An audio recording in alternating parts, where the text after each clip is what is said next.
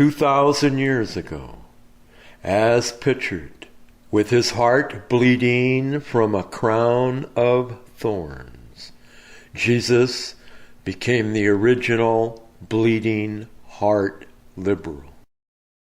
In today's world, as the third Jesus, I am again a bleeding heart liberal, because only liberals are prepared for the ascensions recorded in the Gospel of Matthew.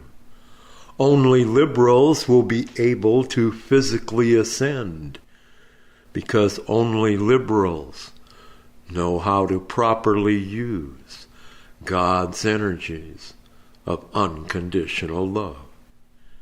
In creation, one either ascends by giving God's life force energies of unconditional love to others, or one descends by taking God's life force energies from others. God-loving liberals receive increased amounts of God's life force energies of unconditional love whenever they help others without expectation of earthly rewards, and their own heavenly actions prove, like Jesus, they are servants of God. Conversely, there are God-fearing conservatives who take God's life force energies from others to provide earthly pleasures for themselves, their families, and their friends. The taking of life force energies from others and preventing free will decision-making by others proves God-fearing Christians are really slaves of Satan, no matter how many times they repeat the word God. In today's world, I seek God-loving liberals to take with me to the prophesied new heaven and new earth, as recorded 2,000 years ago in the book of Revelation, in my Omega, or last resurrection. I would do more than I ever did before. The Gospel of John specifically quotes me as saying, "Verily, verily, I say unto you, he that believeth on me, the works that I do, shall he do also, and greater works than these shall he do, because I go unto my Father." Now, my statement, "he that believeth on me," means I am a direct descendant of Jesus and Mary Magdalene's children.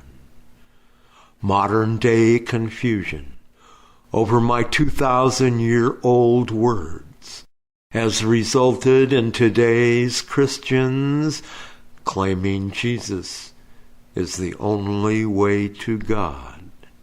This confusion comes from the book of Revelation, when I told John the energetic units of God's unconditional love brought into our solar system by my expanded Holy Spirit are the key to entering the promised land's new heaven and new earth. Over the last 3.5 years, every week I have trained members of the 144,000 to perform action in their archangelic Holy Spirits in the energies of bliss and beyond bliss, the energies Christians call the rapture.